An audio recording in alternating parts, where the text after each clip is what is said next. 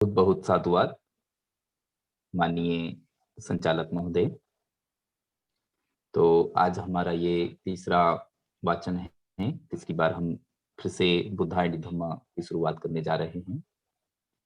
संसार की समस्त मानव जाति को समानता, स्वतंत्रता, बंधुत्व एवं न्याय की शिक्षा देने वाले महाकारुणिक तथागत गौतम बुद्ध, इस शिक्षा का पूरे संसार में प्रचार प्रसार करने वाले महान सम्राट अशोक, सामाजिक क्रांति के जनक महामानव ज्योतिबा फुले, प्रथम शिक्षिका माता सावित्रीबाई फुले, प्रथम मुस्लिम महिला शिक्षिका फातिमा शेख, आरक्षण के जनक छत्रपति साहू जी महाराज, परम पूज्य बोधिसत्व ज्ञान के प्रतीक बाबा साहब डॉक्टर भीमराव अंबेडकर, बहुजन नायक मान्यवर काशीराम साहब एवं बहुजन समाज में जन्मे हुए सभी महामानवों को मैं अभिवादन करता हूं, नमन करता हूं।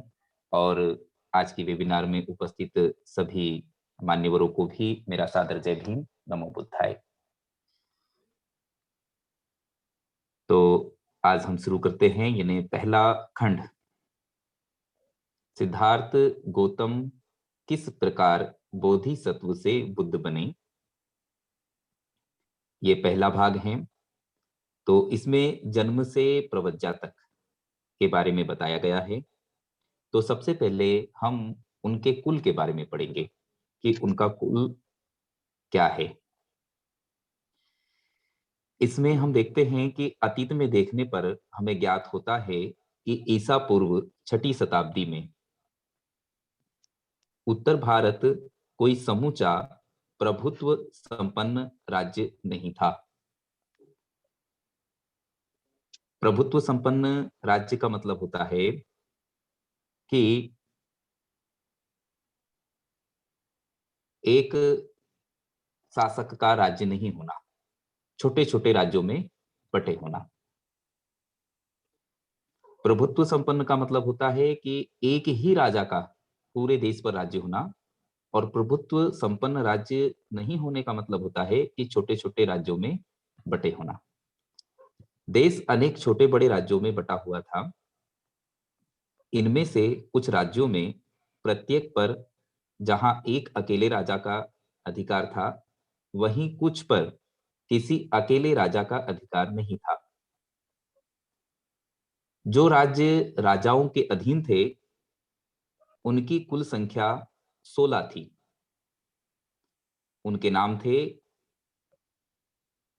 एक अंग, दूसरा मगध,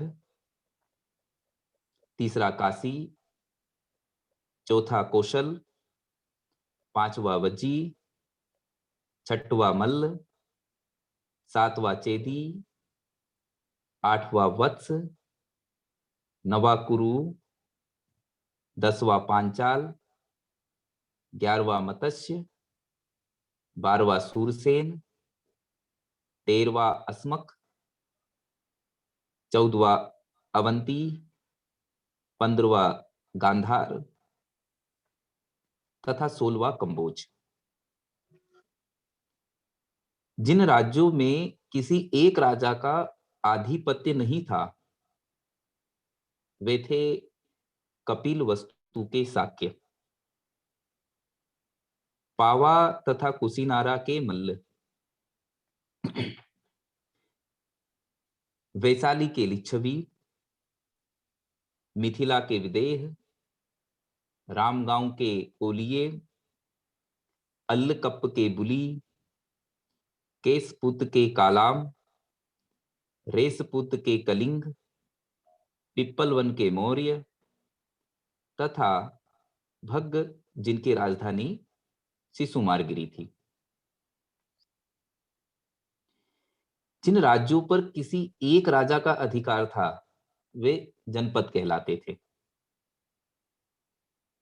और जिन राज्यों पर किसी एक राजा का अधिकार नहीं था, वे संघ या गण कहलाते थे।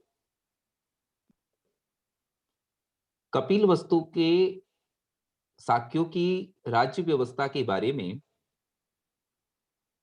अधिक जानकारी प्राप्त नहीं है कि वहां गणतंत्र था अथवा कुछ लोगों का कुल तंत्र था। वैसे इतनी जानकारी तो स्पष्ट रूप से है कि शाक्यों के गणतंत्र में कई शासक परिवार थे और वे एक के बाद एक क्रमशः शासन करते थे। शासक परिवार का जो मुखिया होता था वे राजा कहलाता था। सिद्धार्थ गौतम के जन्म के समय राजा बनने की बारी शुद्धोधन की थी। यानी जब सिद्धार्थ गौतम का जन्म हुआ तो उस समय राजा बनने की बारी शुद्धोधन की थी, जो कि सिद्धार्थ गौतम के पिता थे। शाक्य राज्य भारत के उत्तर पूर्वी कोने में स्थित था। यह एक स्वतंत्र राज्य था, लेकिन आगे चलकर कोसल राज इस पर अपना आधिपत्य जमाने में सफल हो गया।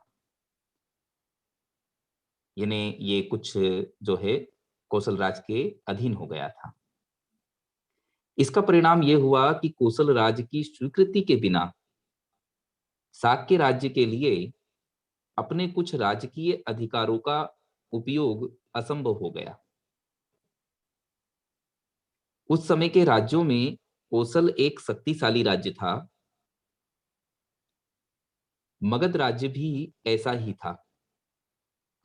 कौशल राज प्रसेनजीत और मगध राज बिंबिसार दोनों सिद्धार्थ गौतम के समकालीन थे। तो ये उनके कुल की बात हुई। अब आगे हम उनके पूर्वजों के बारे में पढ़ेंगे, पूर्वजों के बारे में बताएंगे कि उनके पूर्वज कौन कौन थे।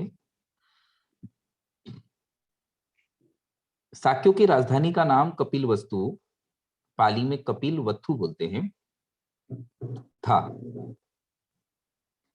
संभव है यह नाम महान बुद्धिवादी मुनि कपिल के ही नाम पर पड़ा हो। कपिलवस्तु में जैसे नाम को एक शाक्य रहता था, सिंह हनु उनका पुत्र था। सिंह हनु का विवाह कच्चाना से हुआ था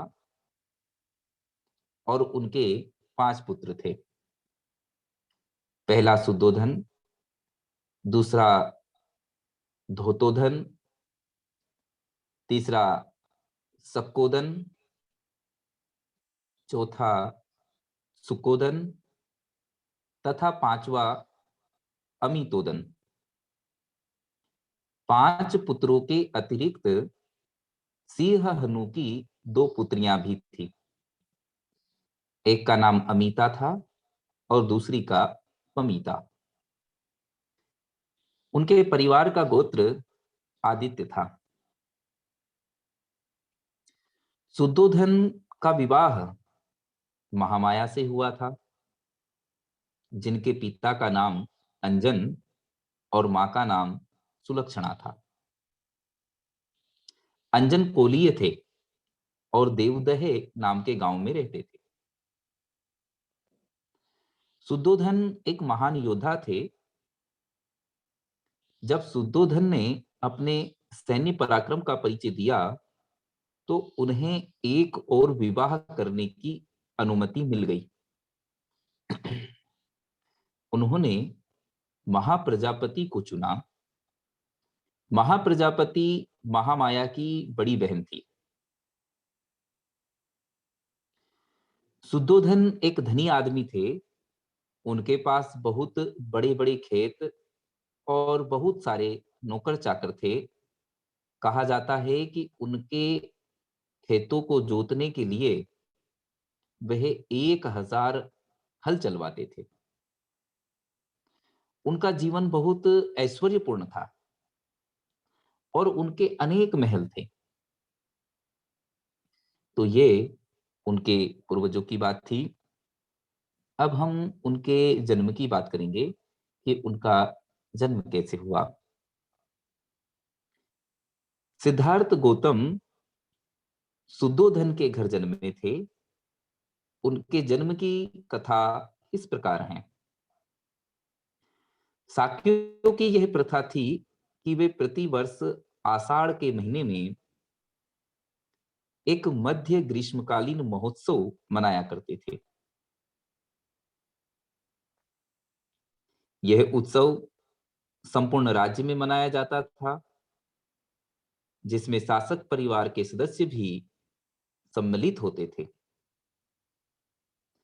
सामान्यतः यह महोत्सव 7 दिन तक मनाया जाता था। एक बार महामाया ने उस उत्सव को बहुत ही उल्लास, भव्यता तथा फूलों एवं सुगंधियों के साथ मनाने का निश्चय किया, किंतु उसमें मादक पेय पदार्थों को सर्वथा वर्जित ही रखा गया। 7वें दिन वह प्रातःकाल जल्दी उठी, सुगंधित जल से स्नान किया, 4 लाख कारसापणों का दान दिया, सभी मूल्यवान गहनों से स्वयं को सुशोभित किया, मन पसंद भोजन किया, संकल्प लिया और तदनंतर वह भव्यता के साथ सजाए गए राजकीय शयनागार में सोने के लिए चली गई।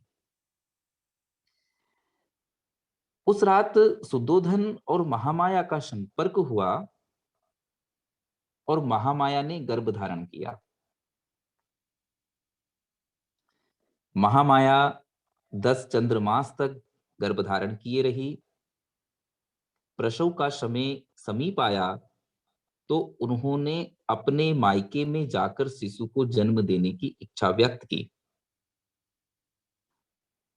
अपने पति से उन्होंने कहा, मैं अपने पिता के घर देवदहे जाना चाहती हूँ।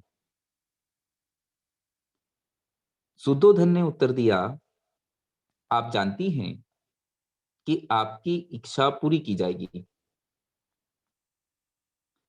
कहारों द्वारा उठाई गई स्वर्ण पालकी में बिठवा कर सुद्धोधन ने अपने अनेक सेवक सेविकाओं के साथ महामाया को उनके पिता के घर भिजवा दिया। देवदहे के मार्ग में महामाया को साल वृक्षों तथा अन्य पुष्पित एवं अपुष्पित वृक्षों के एक उद्यान वन में से गुजरना था। यह लुम्बिनी वन कहलाता था। जिस समय पालकी गुजर रही थी, उस समय सारा लुम्बिनी वन श्रेष्ठ चित्र, लता, उपवन अथवा किसी प्रतापी राजा के लिए सुसज्जित भोज मंडप जैसा लग रहा था। जड़ से शाखाओं के छोर तक पेड़ फल फूलों से लदे थे और विचित्र ध्वनि कर रही सुंदर रंगों वाली अनगिनत मधुमक्खियों और अनेक प्रकार के पक्षियों के झुंड मधुर तान छेड़ रहे थे। यह मनोरम दृश्य देखकर महामाया के मन में इच्छा उत्पन्न हुई कि वह कुछ समय वहां रुके और मनोविनोद करे। अतः उन्होंने पालकी उठाने वालों को आज्ञा दी कि वे उसकी पालकी को साल उद्यान में ले चले और वहां प्रतीक्षा करें। महामाया पालकी से उतरी और चलकर एक सुंदर साल वृक्ष के नीचे पहुंची। मंद मंद बह रही सुखद पवन वृक्षों की शाखाओं को छेड़ रही थी, जिससे वे ऊपर नीचे हो रही थी। महामाया का मन हुआ कि उनमें से एक शाखा को पकड़ ले। संयोगवश एक शाखा इतनी नीचे झुक गई कि वह उसे पकड़ सके। महामाया पंजों के बल खड़ी हो गई और उन्होंने वह शाखा पकड़ ली। तुरंत ही शाखा हिली और उसके साथ वह भी ऊपर की ओर उड़ गई और उसके झटके से महामाया को प्रसव वेदना होने लगी। उस साल वृक्ष की शाखा पकड़े हुए खड़े खड़े ही महामाया ने एक पुत्र को जन्म दिया। ईसा पूर्व 563 वैशाख पूर्णिमा के दिन बालक ने जन्म ग्रहण किया।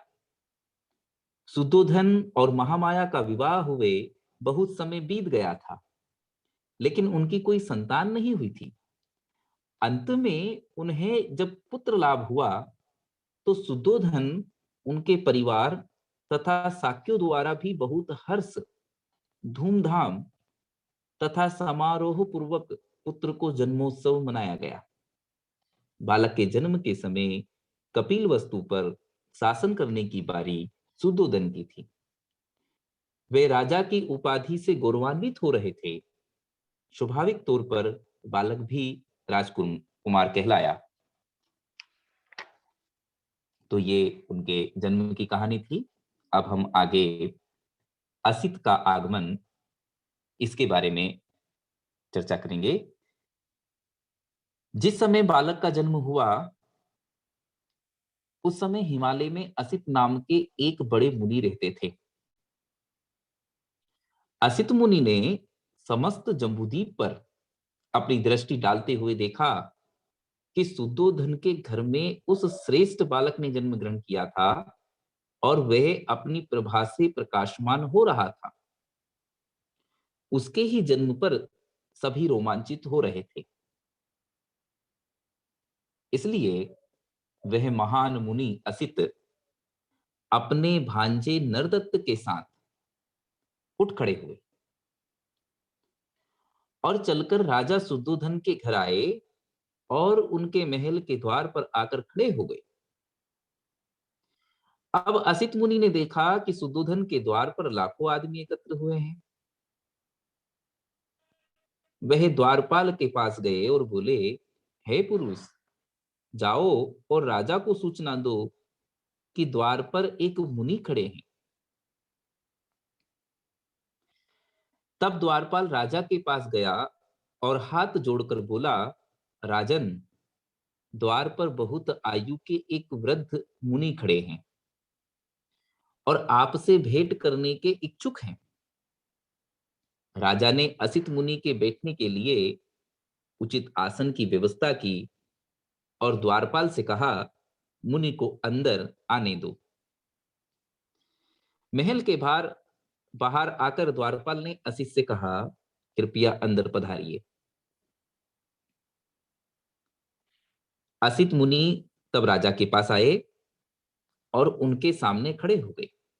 वे बोले, राजन, आपकी जय हो। राजन, आपकी जय हो। आप चिरकाल तक जीवित रहें और अपने राज्य पर धर्मानुसार शासन करें। तब सुद्धोधन ने आदरपूर्वक असित मुनि के चरणों में प्रणाम किया और उन्हें बैठने के लिए आसन दिया।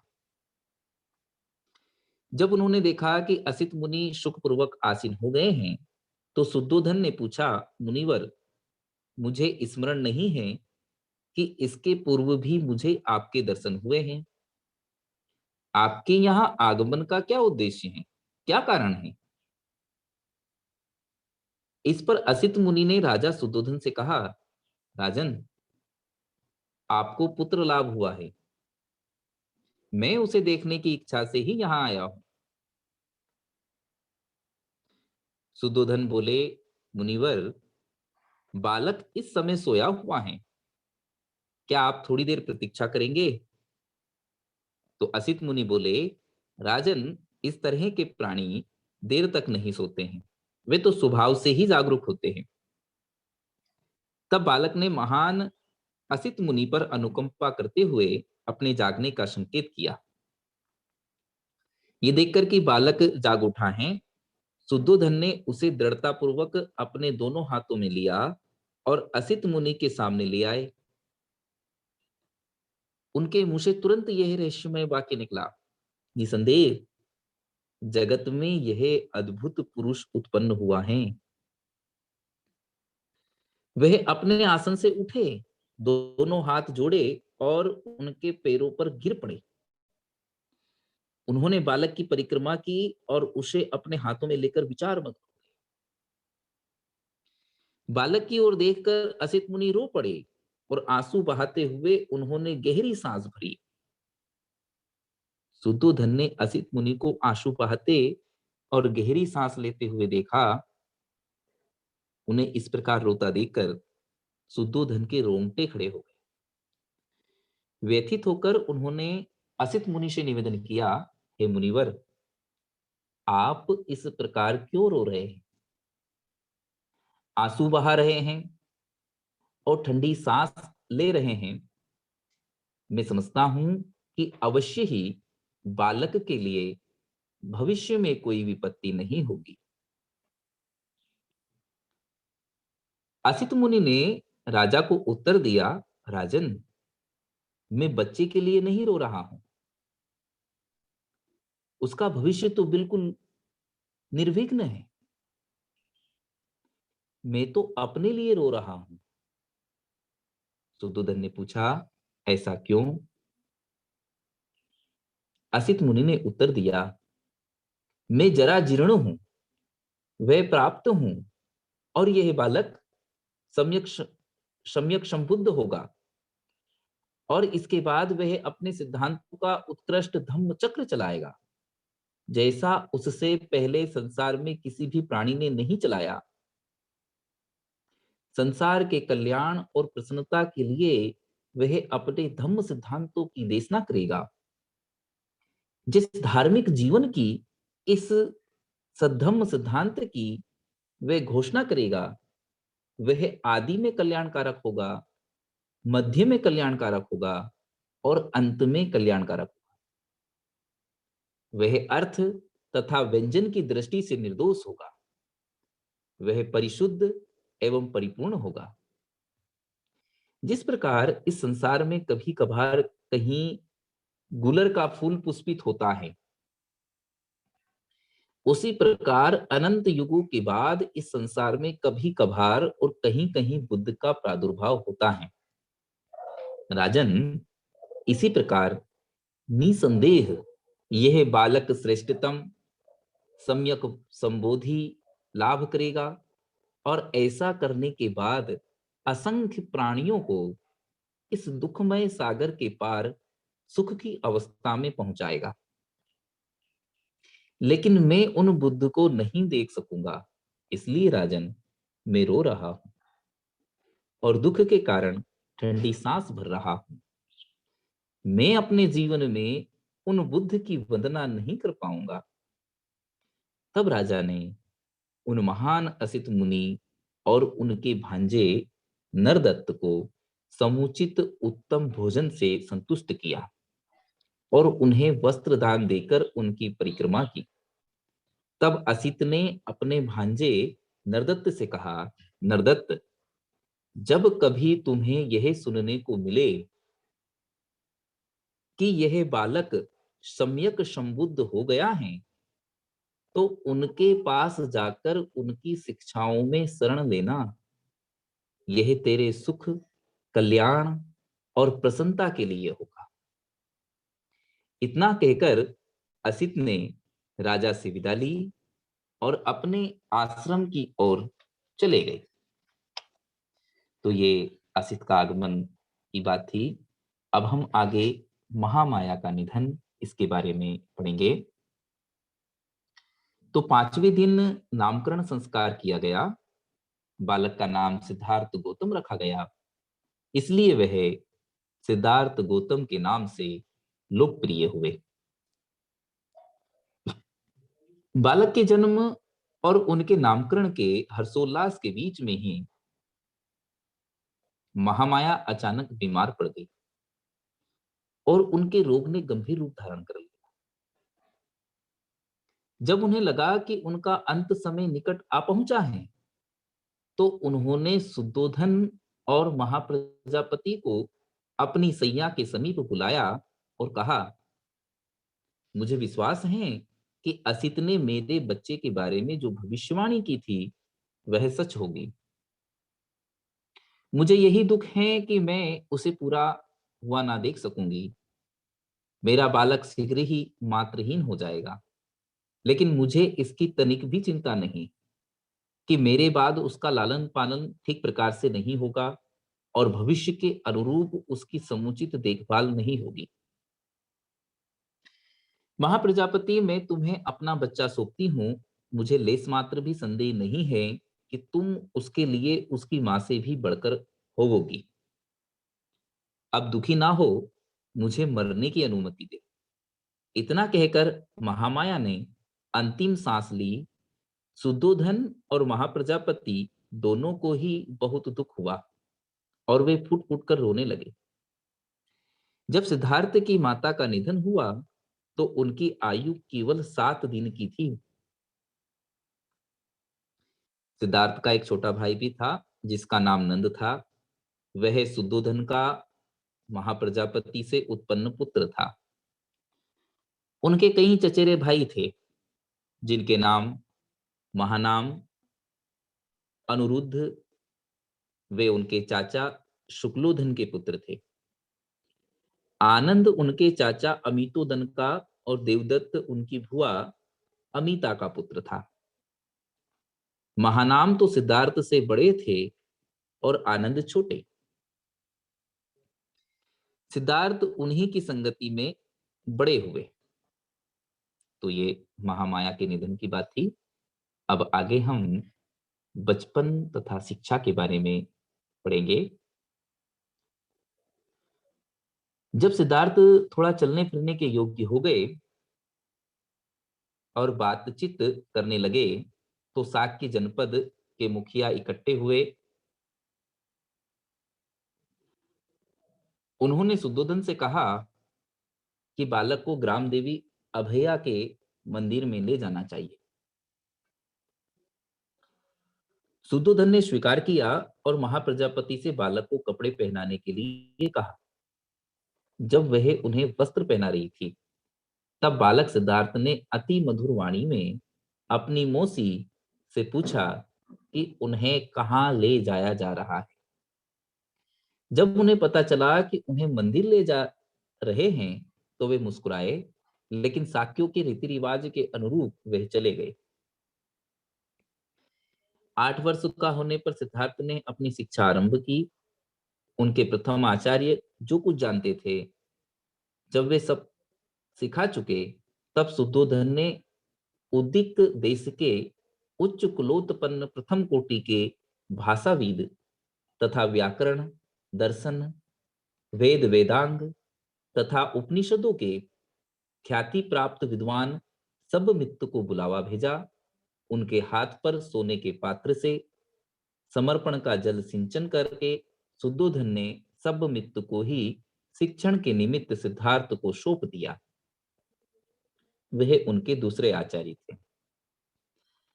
सब मित्त के शिक्षण में सिद्धार्थ ने तब के सभी दार्शनिक सिद्धांतों में प्रवीणता प्राप्त कर ली। इसके अतिरिक्त उन्होंने आलार कलाम के शिष्य भारद्वाज से चित्त की एकाग्रता तथा समाधि का ज्ञान सीख लिया था। उनका आश्रम कपिल वस्तु में ही था। तो ये उनके बचपन तथा शिक्षा की बात थी। अब हम उनके प्रारंभिक क्षण के बारे में पढ़ेंगे। प्रारंभिक लक्षण की जब हम बात करते हैं तो जब कभी वह अपने पिता के खेतों में जाते और वहां कोई काम नहीं होता तो किसी एकांत स्थान में जाकर ध्यान, आनापान, विपश्यना का अभ्यास करने लगते। उनके मानसिक विकास के लिए सभी प्रकार की शिक्षाएं तो दी ही जा रही थी, किंतु उन्हें एक क्षत्रिय के योग्य सैनिक प्रशिक्षण प्रदान करने में भी कोई कोर कसर नहीं छोड़ी जा रही थी। शुद्धोधन को इस बात का पूरा ध्यान था कि कहीं ऐसी गलती ना होने पाए कि सिद्धार्थ में मानसिक गुणों का ही विकास हो और वह पुरुषत्व में पिछड़ जाए। सिद्धार्थ स्वभाव से कारुणिक थे। वे ये पसंद नहीं करते थे कि एक मनुष्य दूसरे मनुष्य का शोषण करे। एक बार वह अपने कुछ मित्रों सहित अपने पिता के खेत पर गए। वहां उन्होंने देखा कि मजदूर खेत जोत रहे हैं, बांध बांध रहे हैं और पेड़ काट रहे हैं, किंतु तपती धूप में उनके तन पर पूरे कपड़े भी नहीं। वह उस दृश्य से द्रवित हो उठे। उन्होंने अपने मित्रों से कहा, क्या यह उचित है कि एक मनुष्य दूसरे मनुष्य का शोषण करे? ये कैसे ठीक हो सकता है कि मजदूर कठोर परिश्रम करे और मालिक उनकी मजदूरी के फल से गुलछर्रे उड़ाए? उनके मित्रों के पास उनके इस प्रश्न का कोई उत्तर ना था, क्योंकि वे जीवन के उस पुराने दर्शन में विश्वास रखने वाले थे जिसमें मजदूर सेवा करने के लिए पैदा हुआ है और अपने स्वामी की इस प्रकार सेवा करने में वह अपने प्रबाध्य को ही भोग रहा होता है। साग के लोग वप्रमंगल नाम का एक उत्सव मनाया करते थे। धान बोने के प्रथम दिन मनाया जाने वाला यह एक ग्रामीण पर्व था। प्रथा के अनुसार उस दिन हर साके को स्वयं अपने हाथों से हल जोतना होता था। सिद्धार्थ ने हमेशा इस प्रथा का पालन किया और अपने हाथों से हल चलाया।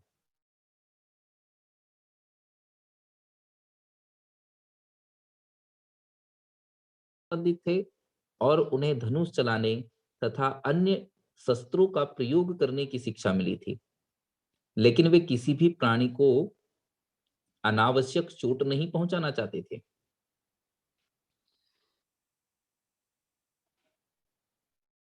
वे शिकारियों के दल के साथ जाने से मना कर देते थे।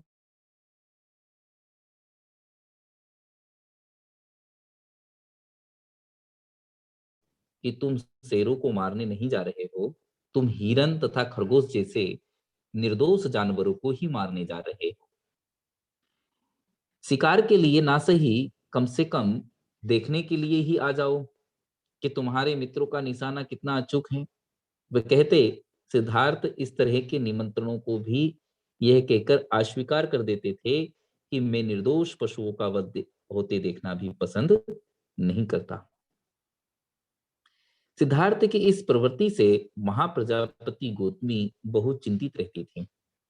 वह उनके साथ तर्क करते हुए कहती, तुम भूल गए हो कि तुम एक क्षत्रिय हो और लड़ना ही तुम्हारा कर्तव्य है।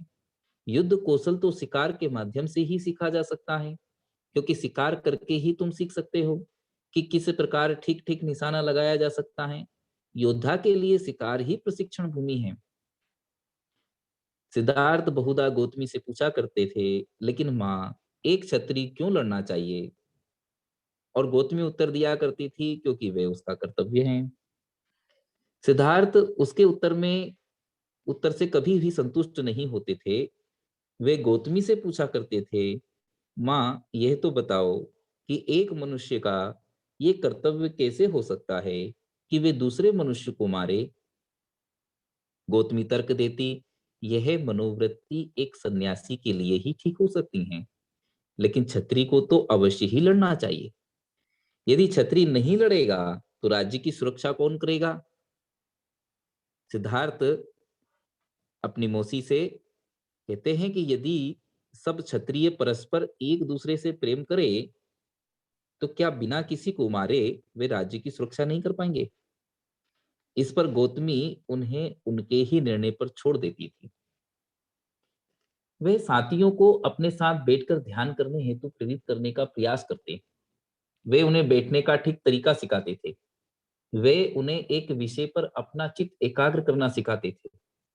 वह उन्हें ऐसे विचारों को चुनने के लिए कहते जैसे मैं प्रमुदित हूँ, मेरे संबंधी प्रमुदित हो, समस्त पशु पक्षी प्रमुदित हो।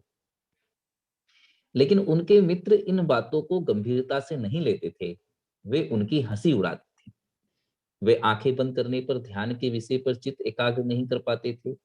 इसके विपरीत वे अपनी आंखों के सामने शिकार के लिए हिरन को पाते अथवा खाने के लिए मिठाइयां देखते। उनके माता पिता को उनका इस प्रकार एक पक्षीय ध्यान अच्छा नहीं लगता था। उन्हें लगता था कि यह क्षत्रिय जीवन के सर्वथा विपरीत है। सिद्धार्थ का विश्वास था कि ठीक विषयों पर चित्त की एकाग्रता विश्वव्यापी मैत्री भावना को विकसित करती है। वे स्वयं को सही सिद्ध करते हुए कहते, जब भी हम प्राणियों के बारे में विचार करते हैं तो हमारा आरंभिक चिंतन भेदभाव के साथ होता है।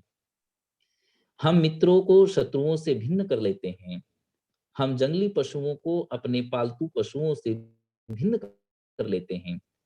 हम अपने मित्रों और पालतू पशुओं से प्रेम करते हैं और अपने शत्रुओं तथा जंगली पशुओं से घृणा करते हैं। इस विभाजक रेखा से हमें ऊपर उठना चाहिए और हम ऐसा तभी कर सकते हैं जब हम अपने चिंतन में व्यवहारिक जीवन की सीमाओं से ऊपर उठ जाएं। ऐसी थी उनकी तार्किक प्रवृत्ति।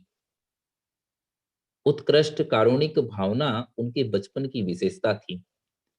एक बार वह अपने पिता के खेतों पर गए।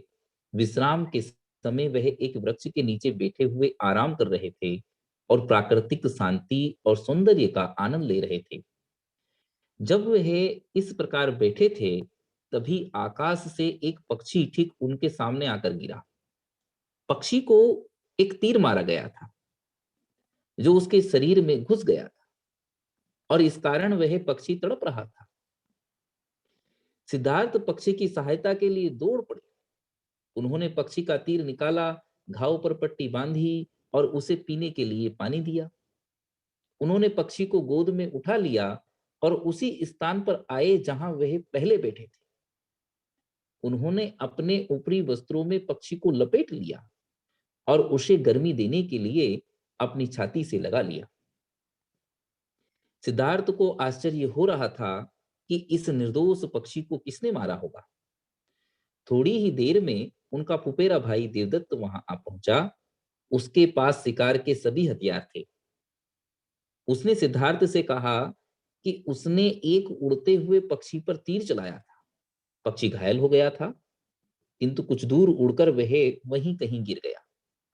उसने सिद्धार्थ से पूछा, क्या तुमने उसे देखा है? सिद्धार्थ ने कहा, हाँ, मैंने उसे देखा है। और उसे वह पक्षी दिखाया जो अब पूरी तरह से स्वस्थ हो चला था। देवदत्त ने मांग की कि पक्षी उसे दे दिया जाए। सिद्धार्थ ने पक्षी देने से इनकार कर दिया। दोनों में घोर विवाद होने लगा। देवदत्त ने तर्क दिया कि वही पक्षी का मालिक है, क्योंकि शिकार के नियमों के अनुसार जो पक्षी को मारता है, पक्षी उसी का होता है। सिद्धार्थ ने नियम की वैधता को अस्वीकार कर दिया। उन्होंने तर्क दिया कि जो किसी की रक्षा करता है, वही उसके स्वामित्व का दावा कर सकता है। भला मानने वाला किसी का स्वामी कैसे हो सकता है? दोनों में से एक भी पक्ष झुकने के लिए तैयार ना थे। मामला मध्यस्थ निर्णय के लिए न्यायालय तक जा पहुंचा। न्यायालय ने सिद्धार्थ के पक्ष में निर्णय दिया। देवदत्त तभी से सिद्धार्थ का स्थायी वैरी बन गया, लेकिन सिद्धार्थ की करुणा की भावना इतनी महान थी कि उसने फुफेरे भाई की सद्भावना प्राप्त करने की अपेक्षा एक निर्दोष पक्षी की जान बचाने को ही प्राथमिकता दी। सिद्धार्थ गौतम के आरंभिक जीवन के आचरण में ऐसी ही विशेषताएं थी। तो आज के लिए इतना ही। आगे हम उनके विवाह से आगे की बात करेंगे, आगे की बात पढ़ेंगे। तो सभी ने ध्यानपूर्वक सुना, इसलिए सभी को बहुत बहुत साधुवाद, बहुत बहुत मंगल कामनाएं। जय भीम, नमो बुद्धाय।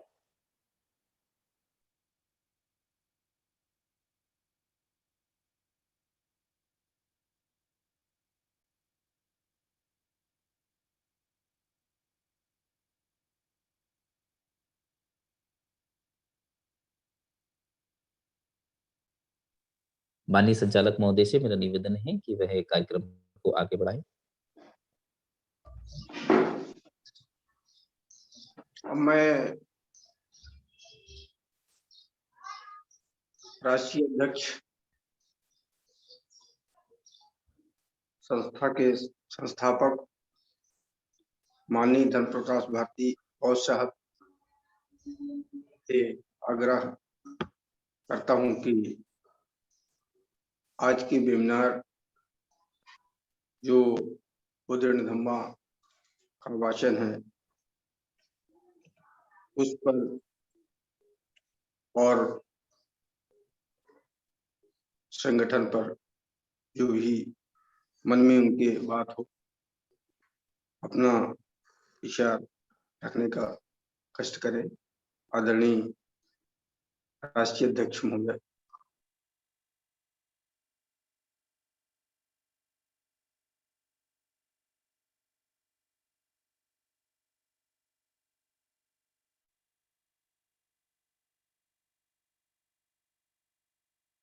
नहीं जुड़े हैं क्या सर?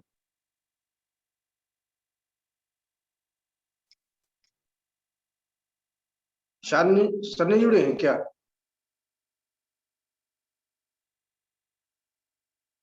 अध्यक्ष जी का उद्बोधन करवाएं साहब। जी सर। अध्यक्ष जी का उद्बोधन करवाएं आज की जो मीटिंग के अध्यक्ष पद।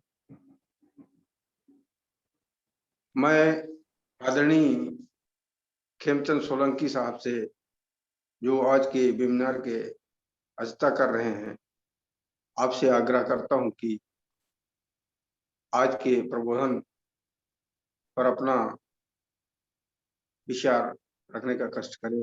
आदरणीय सोलंकी साहब। जय भीम, नमो बुद्धाय। सर।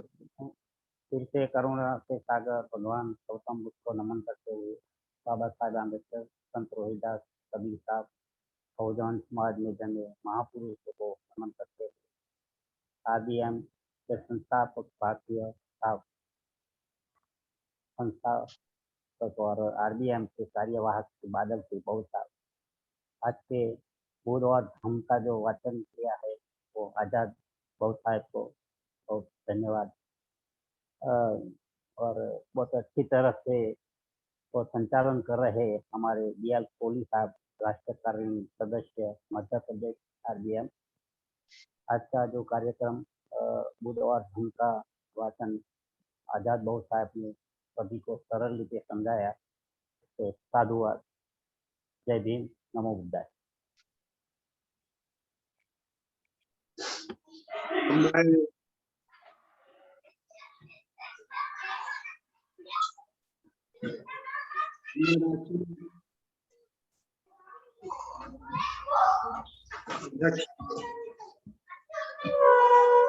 करता हूं कि वो अपना वक्तव्य आज के वेबिनार में जो विषय था उस पर रखने का कृपा करें। आदरणीय कार्यवाहक राष्ट्रीय अध्यक्ष साहब। नमो बुद्धाय, जय भीम, बहुत बहुत साधुवाद। आज का जो विषय है और एक पहले भाग का पहला खंड जो रखा गया था, इसमें इसके ऊपर बहुत महत्वपूर्ण संदेश छुपे हुए हैं। पिछली बार मैंने कहा था कि अब की बार का बुद्ध एंड धम्मा एक लेसन की तरह होगा, एक पाठ की तरह होगा, एक शिक्षा की तरह होगा, एक तालीम की तरह होगा। अगले बुधवार को बुद्ध एंड धम्मा पर मेरा वाचन रहेगा और आजाद जी ने जो आज आपके सामने सुंदर अभिव्यक्ति में पहले भाग का पहला खंड प्रस्तुत किया है, उसको हमें और सरल वाक्यों में समझने के लिए अगली बार का मेरा वाचन रहेगा और हमको ये समझना होगा, इसमें 2-3 बातें आई हुई हैं, उनका कुल और उनका जन्म। तो यहां से हमको समझना होगा कि जन्म किसका और जन्म कहां हुआ है। एक तो ये बिंदु है, जन्म किसका हुआ है और कहां हुआ है, हमें ये बहुत अच्छे तरीके से समझना है। दूसरा बिंदु ये है कि महामाया के स्वप्न से संबंधित क्या बात, क्या स्वप्न सही होते हैं, ये हमको अच्छे से समझना है। मैं इस पे अगले बुधवार को अपने बात को रखूंगा। तीसरा बिंदु ये आया है असित मुनि की भविष्यवाणी। क्या भविष्य के आगे की बात को भी जान लिया जाता था? हमारे ऐसे ऋषि मुनि थे। इन बातों को लेकर अगली बार आप सभी के सामने मैं अपनी तरफ से पूरी कोशिश करूंगा बात रखने की कि आपको बहुत अच्छे से समझ में आए, और 10 मिनट प्रश्न करने के लिए भी मैं छोड़ूंगा। जैसे आज आजाद जी ने काफी समय अध्यक्ष जी के लिए छोड़ा था, अध्यक्ष की उद्बोधन के लिए छोड़ा था कि इस पर कुछ अपने तरफ से रखें, लेकिन हम अध्ययन नहीं कर रहे हैं। ये सबसे बड़ी दुविधा हमारे लिए हो रही है। मेरा आपसे निवेदन है कि जितना आज आजाद जी ने पढ़ा है, पहला भाग और खंड 1, आज से लेकर अगले बुधवार तक आप एक एक बिंदु सभी पढ़ें। जितने साथी जुड़े हैं उतने सभी साथियों से अनुरोध है कि एक एक बिंदु उसका पुनः पढ़ें, और मैं इन बिंदुओं को बहुत क्लियर तरीके से रखने की पूरी कोशिश करूंगा। फिर भी कहीं मिसिंग रही हो तो आप प्रश्न के माध्यम से भी पूछेंगे। अगर मुझे भी नहीं आएगा, मैं पूर्ण ज्ञाता नहीं हूं और पूरी जानकारियां मुझे आती भी नहीं है, तो मैं आचार्य जी से पूछूंगा, और बड़े बड़े विद्वान हैं, बुद्धायन धम्मा से संबंधित जो जानकारी रखते हैं, इनसे मेरे संपर्क हैं भारतवर्ष में, उनसे भी उन प्रश्नों के हल पूछूंगा। और जैसे कि मैंने बताया कि एक क्लास के रूप में बुद्धायन धम्मा अगली बार का रहेगा, तो हम प्रारंभ से ही इसको सही समझते चलें, जिससे आगे चल के, अभी तो हमें और इसमें उलझने आएंगी कि बुद्ध बनने से पहले सिद्धार्थ राजकुमार को ऐसा कहा गया है कि 10 जन्म रहे हैं, 10 जन्मों के बाद फिर बुद्ध बनते हैं। इसके पीछे क्या रहस्य है, तो इसको भी आपको पढ़ना होगा, उसको भी मैं बताने की कोशिश करूंगा। और 5 सपने बुद्ध को भी आए थे, बुद्ध सिद्धार्थ राजकुमार को भी आए थे बुद्ध बनने से पहले, तो उनके बारे में भी क्लियर से हम बात यहाँ समझेंगे। ये तीसरी बार का बुद्धायन धम्मा बहुत अच्छे तरीके से हमको समझना होगा, और तीसरे बार का बुद्धायन धम्मा खत्म होते ही या खत्म होने के पहले हम इसकी परीक्षा का आयोजन कर रहे हैं। तो पूरे भारतवर्ष में प्रादेशिक कार्यालय के द्वारा बुद्धायन धम्मा की परीक्षा होगी, और इसमें प्रथम श्रेणी में आने वाले स्टेट लेवल के साथी को नगद राशि देकर उसको पुरस्कृत करेंगे। इसकी नामांकन शुल्क हम 100 रुपये रखेंगे। 100 रुपये लेकर एक बुद्धायन धम्मा की किताब देंगे और उसको प्रवेश दिलाएंगे। ये करने की योजना चल रही है, जिससे वास्तव में ही हमें बुद्धायन धम्मा का लाभ हो। आपने मुझे समय दिया। जय भीम, नमो बुद्धाय। साधु साधु साधु। अब मैं सम्यक जीवी आजाद बौद्ध साहब से निवेदन करूंगा कि मंगल गाथा के साथ आज के वेबिनार को समापन की ओर ले जाने का कृपा करेंगे। आदरणीय आजाद बौद्ध साहब। जी, बहुत बहुत साधुवाद माननीय संचालक महोदय। सभी मान्यवरों से मेरा निवेदन है कि सभी अपने मन को शांत करें, अपने दोनों हाथ जोड़े, आंखें बंद करें। हम सभी मंगल गाथा करेंगे। सबे सत्ता सुखी,